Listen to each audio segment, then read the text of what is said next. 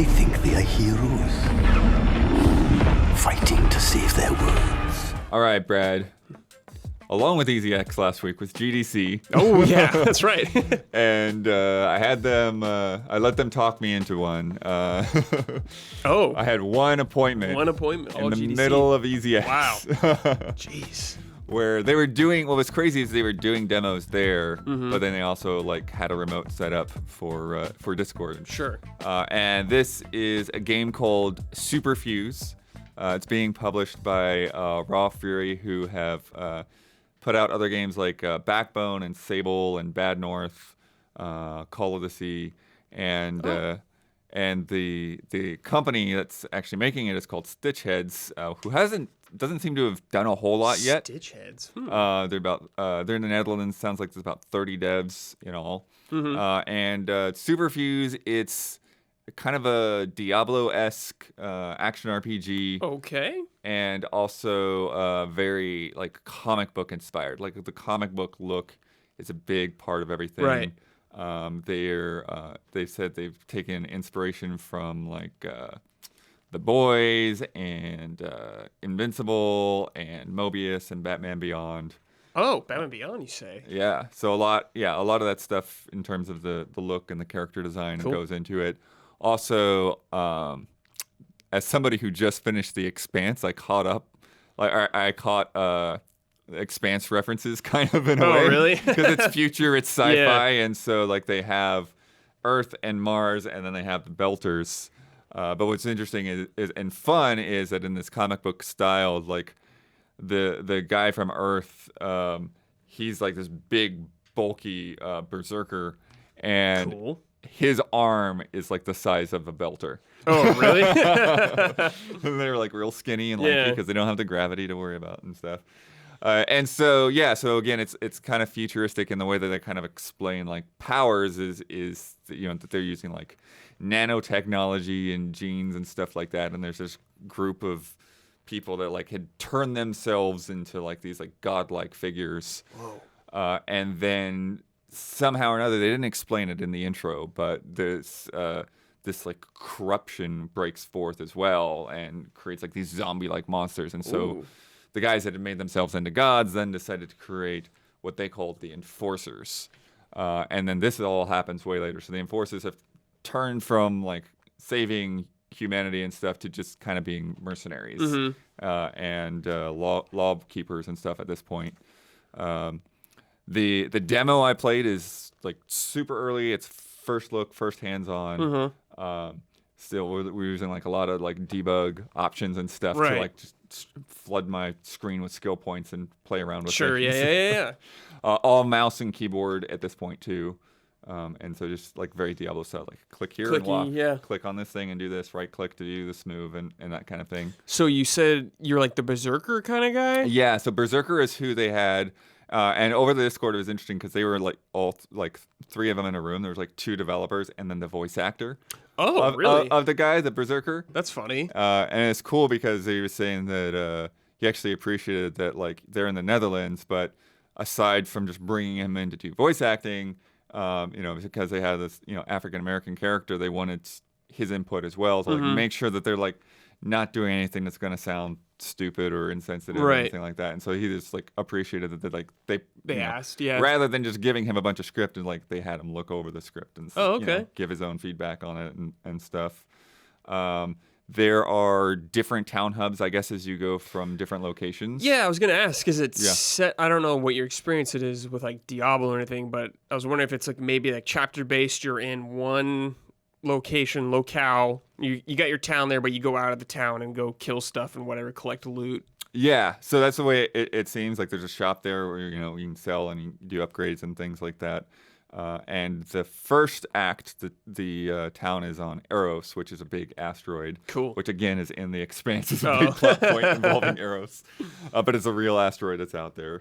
And yeah, you've got weapons vendors and the comic. One of the things I like too is the comic book aesthetic is carried into your dialogue and stuff. And so when you walk up and talk to a character, then this comic panel pops up with a close up on their face. Oh, okay, that's cool. And sometimes I've seen that things are like actually like hand drawn looking, and other times it will be the actual 3D model. But in this case, with the vendors, like they basically brought a close up of the vendor, and they even had like a comic book style speech box. Oh yeah, kind of thing there to like describe them. Yeah, it really is taking into that. It's on Unreal Engine 4. Okay. But they've kind of like reworked in their own like shading and lighting to make it look like a toon shaded kind of thing, as well as their own hand painted textures and stuff like that. So I talked about the Earth and the Belters. They also said they didn't have any Martians that I could see yet, but they described them as like walking MacBooks. They're very, very tech focused. That's funny. Okay, cool. There'll be going to be 5 playable characters in the final game, which all kind of sweet. equate to different classes. Sweet. Did they talk about anything? Berserker was the only one that was playable, All so right. I'm not sure what the other ones go out to. I think there's one that's a little bit more of like like a wizard type of thing. Yeah. Question. You're talking about this town you were in. Was there things that do like maybe side quests to pick up or anything, or is it just mostly vendors? Yeah, there definitely have side quests, little missions and stuff to pick up. The towns are totally designed, but the levels are like more randomly generated. Okay, sure. Yeah. So when you get out and you start exploring a dungeon or a mine or the whatever, layout will be different. We did one thing that was like a mine, and then we skipped ahead to an area that was like cryo storage or something like that. There's just like a bunch of like icy area. At this point, I wasn't able to capture my footage, and I don't know what the B-roll is going to look like. Yeah, so who knows what you're going to see in there. And the menu for like picking your equipment is very Diablo-esque as well. It's where like you see all the like slots around your character's body. Yeah. But your main skill points, there are like 3 different branches that you could go brute force, you could go more berserker, and you could go more like lightning, talent trees almost. Lightning kind of talent tree.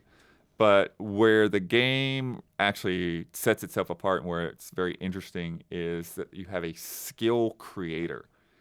And so you sort of pick your action skill, and then it branches out to all of these different modifiers that you can put on the skill to make it your own. And so, for instance, if like say they had like this purple fireball thing that they were demoing it with, right? So if you just have it by its own, you just shoot a purple fireball. No big deal. But you can put modifiers on it to where it's like, okay, now you shoot a purple fireball that splits. Oh, now you shoot a purple fireball that ricochets off of walls. Now you shoot a purple fireball that zigzags. Now you shoot a purple fireballs that like shoot out from your body. Yeah. Just different variations elemental on it. effects, freezing, explosions, all of these types of things.